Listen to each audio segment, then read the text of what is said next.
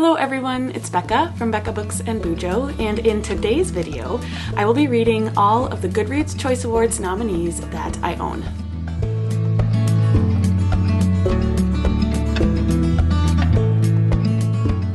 The Goodreads Choice Awards nominees were just announced, and I decided to do the same challenge where I read as many of the books that I own that I haven't read that are nominated. So I went through, and actually I owned 10, but 3 of them were on series or in series that I hadn't read the previous books, so I wasn't going to try to add extra books just to read those. So I have 7 here that I will be attempting to read in this video, and we have like one from every genre that is represented in the Goodreads Choice Awards. So we've got The Tenant by Freida McFadden, which was nominated for Mystery and Thriller.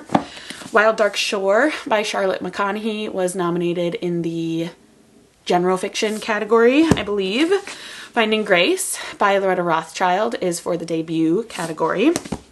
Next up, we've got The Compound by Aisling Rawle. I don't know how you say her name. I'll have to look it up when I read it. But this is in the sci-fi category, which is weird for me because I feel like it's more so general fiction, but maybe I don't know what goes on in this book and what would classify it as sci-fi. But this one is in there. Then this one was for YA fantasy, I believe. We've got Immortal Consequences. Can you see it? By I.V. Marie. I bought this one strictly because it had beautiful edges. Are you also noticing a theme that these are all Book of the Month books? That's where I get my new releases. Bury Our Bones in the Midnight Soil by V.E. Schwab.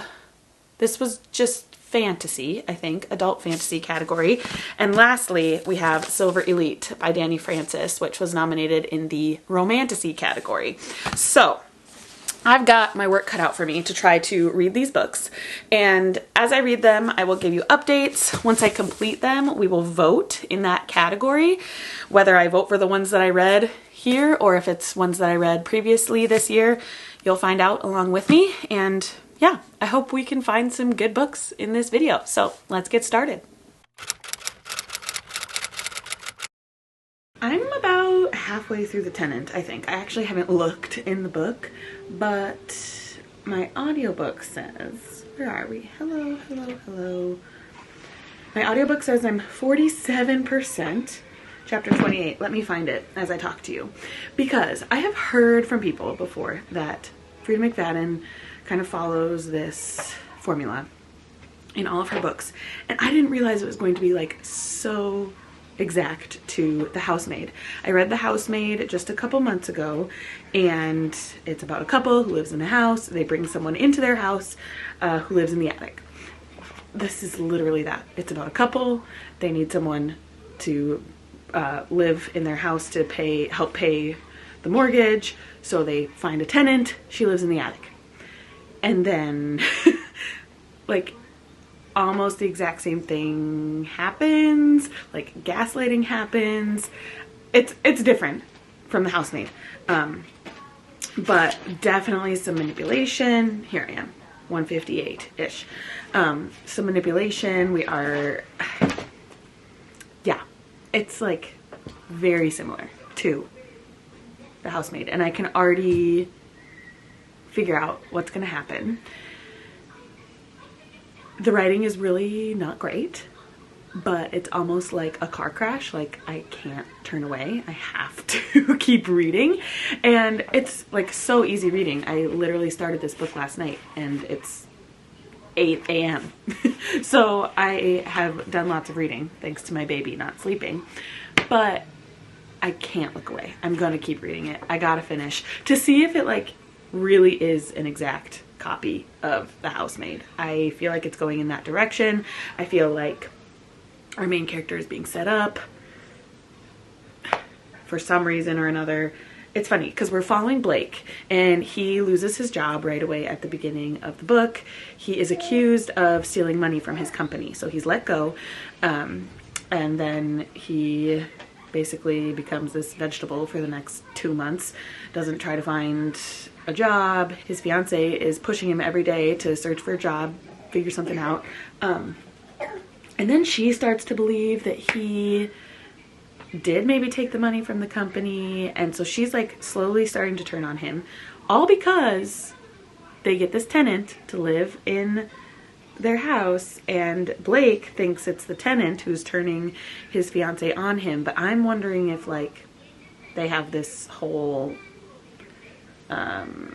plot figured out, like they are trying to make him go crazy. I feel like Krista, his fiance, and Whitney, the tenant, are in on it together. That's my theory.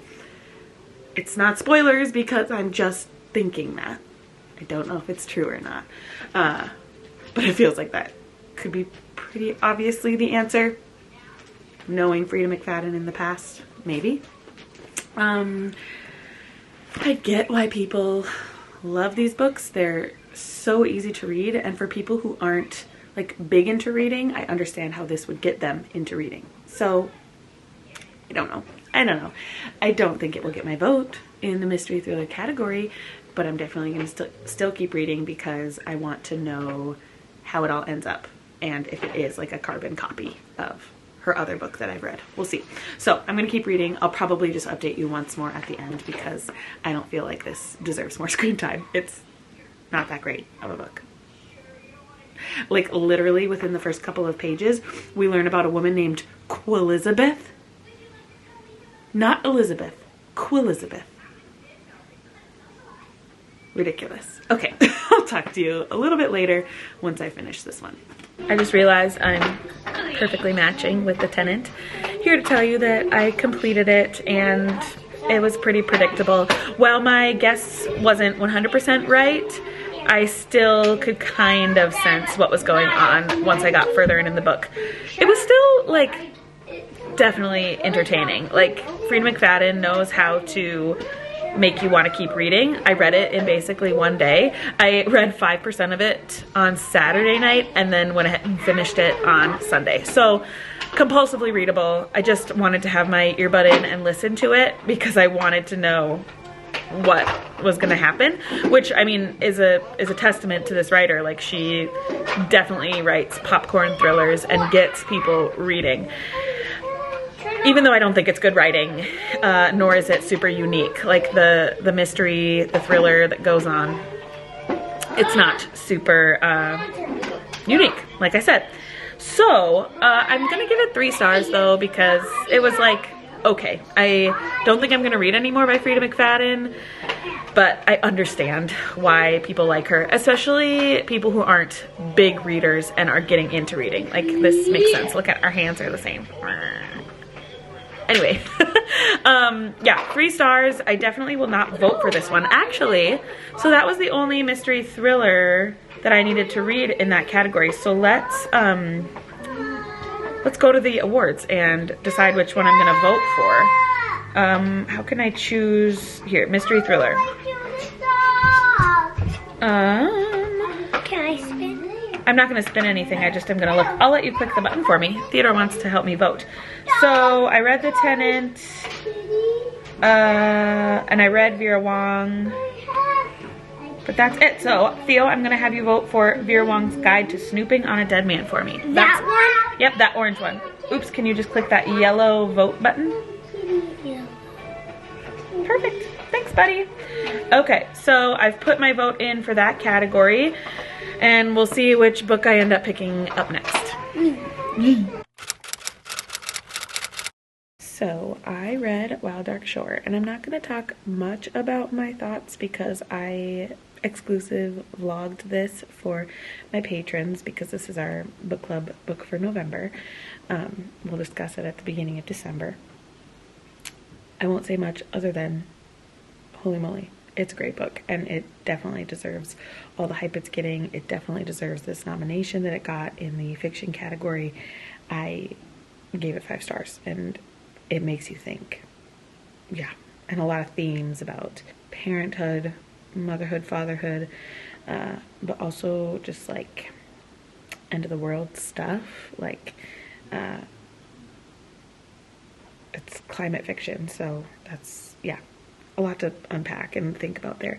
But I am going to vote in the fiction round. here is my screen. You can see, I'm trying to remember. I think I read only one other in this category. So here's Wild Dark Shore, and the other one I read is My Friends by Frederick Bachman. Now, Wild Dark Shore was super, super good, but Frederick Bachman, I don't know. I absolutely love everything he writes, and My Friends, it was such a great story about friendship and what you do for the people in your life and who you bring into your life that you want to surround you as you grow. And I don't know, I just love that one. So I'm voting for My Friends, even though I definitely understand why people would vote for Wild Dark Shore. And if Wild Dark Shore wins, great. I think it's a phenomenal book, but I just think My Friends, for me, was just a little bit above Wild Dark Shore. So, I mean, 2 5-star books, though. And I'm curious, the other one I've heard about that people have told me that I should read is The Correspondent. So, I actually have that one on hold from the library. I don't know if I'll get to it anytime soon, but it is coming to me soon. So, I guess I'll try to read it. Anyway, now we're going to read the next one, and I've actually already started it. So I might as well just talk about it now. I am reading Finding Grace by Loretta Rothschild. And is it picking up on the face? Yeah, it is. My camera is picking up the faces on the camera, or on the screen and on the book. My app says I'm 42% of the way through. I don't know exactly where it is in this book. I'll probably try to find it as I chat with you. But this one has a huge, what's that called? When something happens right away at the beginning of the book and it really draws you in. I can't think of words right now, and it's late. On a day that I was with the kids bunch and doing stuff. Nope, not coming to me. Anyway, something huge happens right away, and it shocks you. Like, it's, I think in the description of the book, it says, a shocking event changes their world forever. So, I can't say what it is, but we're following Honor. She is our main female character, and her husband, Tom. They have a daughter, Chloe. They have a really lovely life together. Tom probably works too much, but they both love Chloe, and they are wanting to grow their family. Honor has struggled with infertility, so they are trying to add a new member to their family, and the way that they have decided to do that is through surrogacy. So, that's what's happening. Something crazy happens at the very end of the first chapter. It's like very shocking and very unexpected. But now that we're like 42% of the way through the book, like I said, we are learning how that affects Tom and Honor and some other people in their life too. So yeah, that's what I'm gonna say. It's hard to talk about it without giving away that huge twist. It's not a twist, a huge event that really has some big ramifications for the rest of the story. So yeah, I don't know. I'm liking it. I'm listening to it, and I think the audiobook narrator is really good. We're kind of going back and forth between 2 timelines, which I think is done really, really well. The author has done that really well. And there's some beautiful language too. There's a quote I marked right away. I wonder if I can share it with you. Maybe. I'll read it. It says, "Nobody on earth has the constitution to metabolize the sudden and terrific loss of unconditional love." I just think that's a really beautiful quote and line and sentiment. It's very true. You can't really fathom that loss. Anyway, I think I'm around 150. Here I am. The camera is very close to me because this is just where I could set up and film, but I'm enjoying it. I'm finding myself wanting to listen to it. Nothing's getting in the way of me doing that, so I'm gonna keep reading, and I'm trying to think what else is in the debut category that I would really even vote for, but if there's nothing else that I've read, I definitely will vote for this. I feel like it's a really strong debut and a really good story. It's definitely keeping me interested. So I will be back once I've finished the book. I quickly finished Finding Grace. I could not stop listening to this book. I was so enthralled. I needed to know what was going to happen with this main character, the main gentleman. Why can't I think of his name? Tom.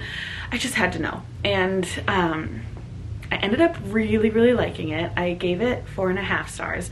The one reason I docked it the half star is because one of the relationships was based off of a lie, and I guess not so much a lie, but just like omitting information, which wasn't super awesome then for that relationship, but that was kind of like the propulsion behind the whole book. So it was, yeah, I don't know, it was horrible. Like, I don't ever want a relationship to be like that, but I couldn't look away, and I wanted to know when that information was going to come out and how it was going to affect the relationship. Yeah, it was really, really good. I liked it, and for a debut, I thought it was really awesome. So I don't have my phone with me, but I will be voting for this one in the debut category. I don't think I had read any others in that category. I might be wrong, but this one will get my vote because a 4.5 star is a great rating for me. And again, it was just that one little slip up of one of the main characters and something they omitted basically in their relationship to tell the other. So really liked this one. Super strong debut from this author. I will definitely look for more written by this author. And yeah, it was just a great like relationship study. There was a lot to say about parenthood, which is perfect for the phase of life that I'm in right now. Really, really liked it. So another one done. Let's see what I pick up next. I'm a little over 100 pages into The Compound, and I'm really enjoying this, mostly because it is very reminiscent of Love Island. This, I think, is pitched as Love Island mixed with Survivor. It is a group of 19 individuals who go to this compound in the middle of the desert, and they have to do tasks in order to get rewards. And it's this like TV screen that tells them group tasks to do in order to get furniture, food, essentials basically for their survival. But then they also have little screens that they do personal tasks, and then they get things just for themselves, and they're not allowed to tell the other people about their personal tasks. And so a lot of people question whether people are doing things based off of the task or whether it's real, especially when it comes to relationships, because another thing is you have to I've got a baby looking at me. She thinks I'm talking to her. Hi. You have to be in bed with someone every night, or else the next morning, if you're not coupled up with somebody, then you are removed from the island, or banished, I think it's called. So then more and more people leave the compound, and the closer you get to being the last one left, the bigger the prize is, the rewards that you are given. And if you're the last person standing, you basically just ask for anything you want, and the compound gives it to you, the producers of this show. It's a TV show, if I didn't say that. But I hope you inferred that with Love Island being a TV show, but maybe you don't know what Love Island is. Anyway, I'm really, really liking this one. It's a little creepy in that everybody is really acting for themselves, and you don't know what's real and what's not, and whether people are, you know, truly caring about the other people in this situation.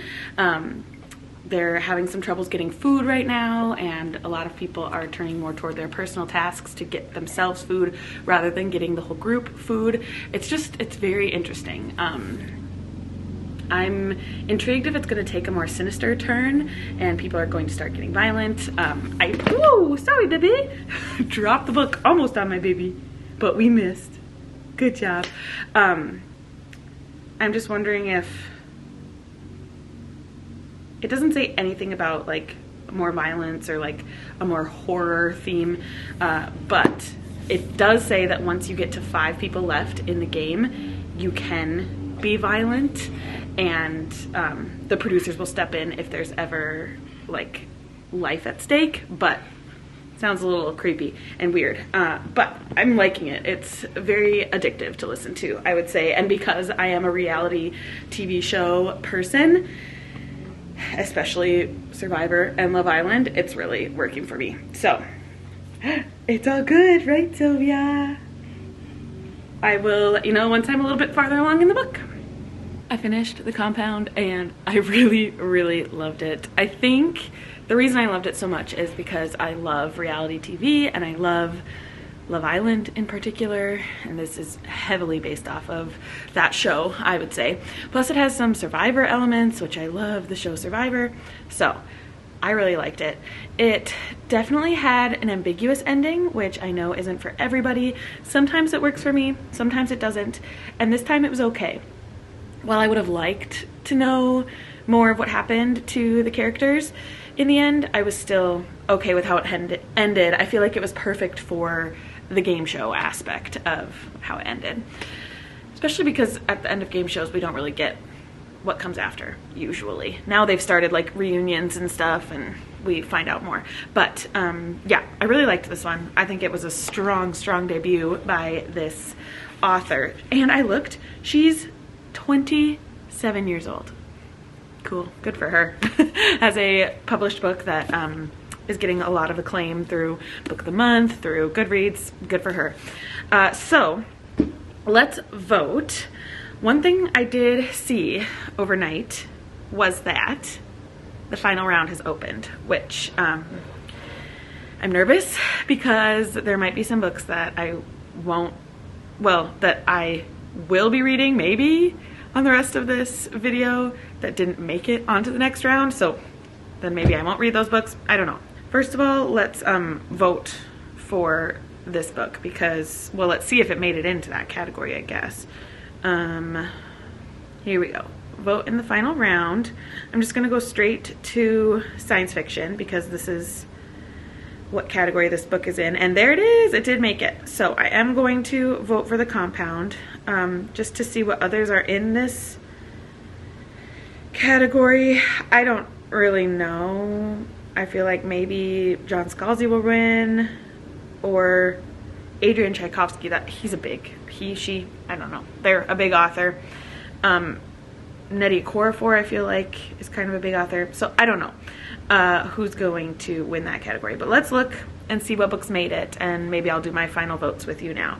So for fiction, Ellen Hilderbrand. Oh, I've heard so many good things in the comments from you guys about The Correspondent. I put it on hold at my library, so hopefully I will get it soon. Oh no, okay, yeah. So Wild Dark Shore and My Friends made it, and I'm gonna vote for My Friends. I think Frederick Bachman deserves the win. Okay, let's see what made it in the historical fiction. Did I read anything? Oh, I've only read Atmosphere. Oh, and Good Dirt, but I didn't have to read any for this vlog, so I'm gonna vote for Atmosphere again. I'm sure that one will take it. It doesn't need my vote to win. Oh, would you look at that? My wet hair is getting on my sweatshirt. Good, good. Okay, next is Mystery Thriller. Okay, I'm curious, how many Frida McFadden's made it into the next round? Vera Wong made it, awesome. The Tenant, which is the one I read. Richard Osman, oh my gosh, so only one Frida made it through, which means Frida's probably going to win this category. I'm gonna vote for the one I loved the most. Vera Wong is my vote. Romance, let's see, I'm sure Allie Hazelwood, I'm sure Abby Jimenez, I'm sure Emily Henry, but let's see. Wow, okay, number 5 in this series made it through. Number 5 in this series made it through. The Favorites made it through. Interesting. B.K. Borison is an author I really want to try. I actually just got her Christmas romance in my Book of the Month box. Allie Hazelwood, Deep End. Did she have another romance in this too? What was her other romance that came out this year? Oh, The Problematic Summer Romance. That one didn't make it through. But there are those big 3 names. Oddly enough, my favorite in this round is still The Favorites. So I'm going to choose The Favorites. Next up, Romantasy. This is where Silver Elite should be. So let's see. Because I still have to read that one. Witch's Guide made it through. Onyx Storm, of course. Alchemized, of course. Mate. Silver Elite didn't make it through. Okay, so I'll probably still try to read it, but it doesn't matter now with my vote. I'm gonna vote for Witch's Guide. Hello? Maybe not.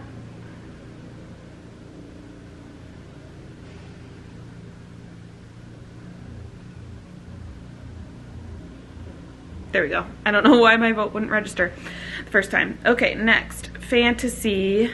Bury Our Bones in the Midnight Soil should be here. Yep, right at the top. There it is. Catabasis doesn't surprise me, and this Strength of a Few doesn't surprise me. Raven Scholar has gotten lots of hype. I don't know. Nothing surprises me here, but I still need to read Bury Our Bones. So that one's still on the TBR. I won't vote yet. Science fiction, I just voted for The Compound, and we already looked at this category. Horror, this was nothing for me. I'm not going to vote for anything. Debut, let's see. I read Finding Grace. Oh no, it didn't make it. I really liked that one. What's the author? Loretta Rothschild. I really liked that one, but it didn't make it. And I haven't read any of these, so I won't be voting in the debut category. Audiobook, let's see. I know that there were a lot of people angry about this category, especially with HP being nominated. And what was the other old book? Pride and Prejudice being nominated. I don't know. I'm gonna vote for My Friends, I guess, again. But I also don't think any of these audiobooks were like super amazing with big casts or awesome narration. I don't know. I feel like they're just nominated because they're popular books. Young adult fantasy and sci-fi. I need to read Immortal Consequences from this category. If it made it, I feel like it's not as well known, so it probably didn't. Oh, nope, didn't make it. And I don't think it would have beat out Sunrise on the Reaping. So I'm voting for Sunrise. Let's see. I don't think I have any other books necessarily for this TBR in the rest of the categories, but I'll look. I don't know what's going to win in this one. Probably Jennifer Lynn Barnes would be my guess. Nonfiction, no clue. I feel like either John Green or Mel Robbins will win. Those are my guesses. For memoir, I bet either Kamala or Sherry Frankie will win. Those are my guesses. And history and biography, I have no clue. So, yeah, again, I don't even remember what was cut from that category. So we are going to stop this recording. I'm really glad I found The Compound. I don't know if I said, I'm giving it 5 stars. Really, really loved it. And I'll be interested to see what this author comes out with next. If it'll be like reality TV themed, probably not. I feel like one and done with that kind of a theme is enough, but we'll see. I don't know. I loved it. If you know of any other books with reality TV shows in them, let me know, because when I get started on a reality TV show, which this book made me watch the new season of Love Island Australia, and I'm now in the throes of that. But if you know any books that have that, in the story, let me know, because I just get addicted to reality TV. But if I can get it in a book, then I'm doing two things that I love at once. So let me know. All right. Now, the only book I have left to read, technically, because the other two didn't make it through, I have to read Bury Our Bones in the Midnight Soil. So that's probably what you will see me reading next. It's currently December 5th, and I have not looked at the Goodreads Choice Awards winners yet. I don't know how, but they were announced yesterday. I haven't clicked anything, I haven't seen any spoilers, and so I am here to react with you today. And this is going to be the closing clip for this video. I did not read any more of the books. So I had 7 that I wanted to try to get through, and I only read 4. I read The Tenant, The Compound, Finding Grace, and Wild Dark Shore. So those 4 I read, and I thought I was going to get to the other 3, but it just didn't pan out for me and my reading this month, or few weeks that I filmed this video. So I'm going to move aside so that we can react together. I mean, I'm sure you have already seen this, and I realized I don't have my microphone plugged in. Just a sec. There we go. Okay. We're back. Thank you for your patience. I know it wasn't really much patience for you. Okay, let's get screen recording on. I'm scared. I mean, I think I know obvious wins. Let's just predict again. In the fiction category, I'm gonna hope my friends got it, but I feel like Wild Dark Shore could have.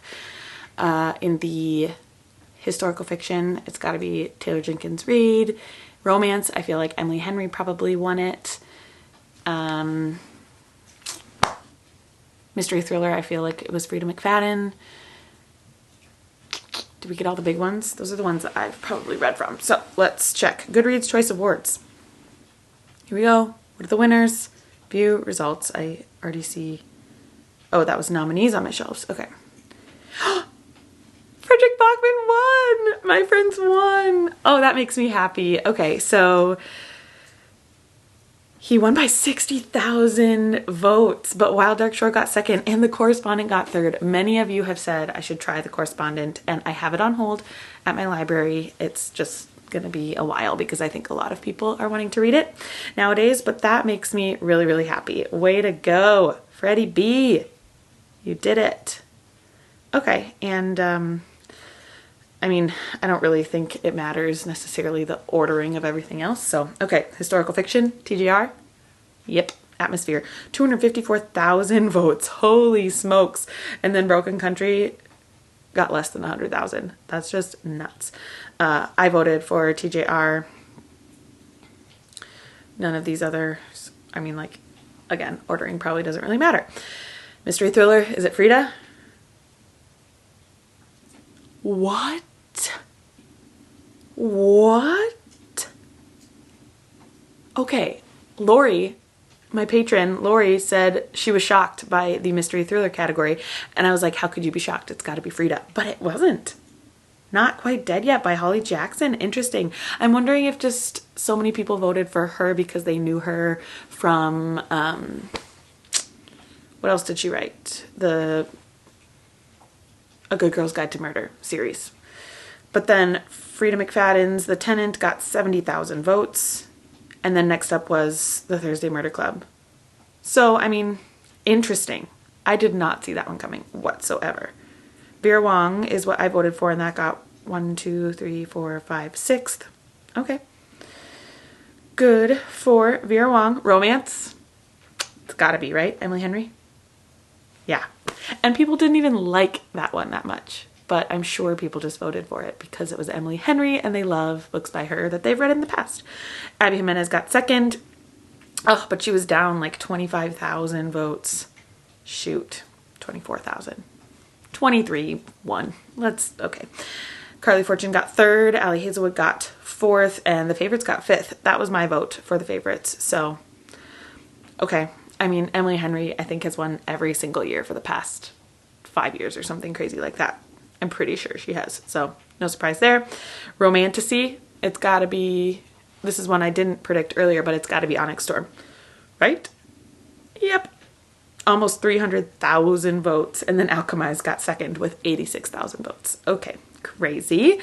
Night and the Moth got third, Mate got fourth, Shield of Sparrows got fifth. I voted for A Witch's Guide to Magical Innkeeping, and that got sixth. So, cool. Favorite fantasy, I don't have a vote. Bury Our Bones in the Midnight Soil won. Okay, so I should have read it. I am going to read it, which is good. I'll read it eventually because it's on my shelves. But that's interesting. I feel like people just voted for that because of the name V. Schwab. Because I feel like I haven't, well, that's not true. I've maybe heard all right things. I don't know what I've heard. I still want to read it. I'm intrigued by it. And then Catabasis by R.F. Kuang got second. Let's see. Moving on to science fiction. No clue what would have won. The Compound won! I read that one! And I really loved it. I gave it 5 stars. I voted for it. I think you saw me vote for it. But I feel like that's not sci-fi. It's definitely got a dystopian flair to it, but it doesn't feel very sci-fi. And like, this category should be for hard sci-fi books, I think. I feel like The Compound should have been more in general fiction. Okay, moving on to horror. I don't know, nor do I care, really. Grady Hendrix, sure. I could have guessed that, I guess. Or maybe I would have guessed, what's his name? Oh my gosh. The biggest horror author of them all. And I can't remember his name. Stephen King. Okay, next, debut novel. Who won? Alchemized by Senlin Yu. Interesting. I feel like that probably just got the votes because sorry about that. I had a sneezing attack. It probably just got the votes because of the Harry Potter fan fiction, which, okay, that's fine. The names got second and the corresponding got third, but geez, Alchemized got 3 times the amount of votes as the second place. Oh, audiobook is next. I'm concerned. For what? One audiobook. It was an okay audiobook. Wait, no, I read it physically, so I don't know what the audiobook is like. I have heard that people like the audiobooks for this series. What's this series called? I can't remember. Fourth Wing. The Empyrean. There it is. Came to me. So that's cool, but I haven't tried it. And Taylor Jenkins Reid got second. It feels weird to me that like Harry Potter and Pride and Prejudice are on here when those books, like yes, those audiobooks came out this year, but those books are so old. Anyway, moving on to young adult fantasy and sci-fi, Sunrise on the Reaping. Of course it won. 300,000 votes. Wow, 6 times almost the votes. 6 times the amount of votes as the second place winner. No surprise. Sorry. A Hunger Games book being up here was kind of unfair to the rest of the nominees, in my opinion. Young adult fiction. Fake Skating by Lynn Painter. Sure. I think I guessed that Jennifer Lynn Barnes was going to win, but it was Lynn Painter, which Lynn Painter is a very big romance author in the YA world, I think, so good for her. Nonfiction, no idea. John Green, I think I did guess that he was going to win. And then the Let Them Theory got second. One Day Everyone Will Always Have Been Against This. Oh, I've heard somebody read that recently. Now I can't remember who, but that got third. Robin Wall Kimmerer got fourth. Cool, cool. And lastly, oh no, we've got memoir. Sherry Frankie won that one, and then Malala got second. Virginia Roberts Gouffre got third. I didn't know what was gonna win, but cool. I have heard good things about that House of My Mother book. So, alrighty. History and biography. How to Kill a Witch. I feel like people probably just voted for that because it had witch in the title and people like reading about witches, but again, I'm speculating probably too much. Okay, so that's it. The big upset, I think, was the mystery thriller category. I thought Frida McFadden was going to take it easy, but she didn't. Holly Jackson did. So cool. I don't really have plans to read that one. the others that won. I mean, I'm so glad that my friends won. That is a 5-star book, one of my favorites that I've read. I was really excited that The Compound won, even though I don't feel like it's very sci-fi. I really liked that one. I wish Finding Grace would have made it further in the debut category because I really liked that book and I thought it was a very intriguing and page-turnery book, but others didn't agree with me. I should have looked at where it got in the placements. One second, I'm gonna check. 1, 2, 3, 4, 5, 6, 7, 8, 9, 10, 11. Oh, it almost made it into the top 10, but it was 11th place. So good for that one. I'm looking forward to anything else that Loretta Rothschild writes because that was a very good book and very interesting narration style. So, okay, that's it from me for the Goodreads Choice Award vlog. Let me know if you thought that the winners deserved it or if they didn't. I would love to have some bookish conversation with you down below in the comments as always. Thank you so much for watching and I will see you in another video very soon. Bye!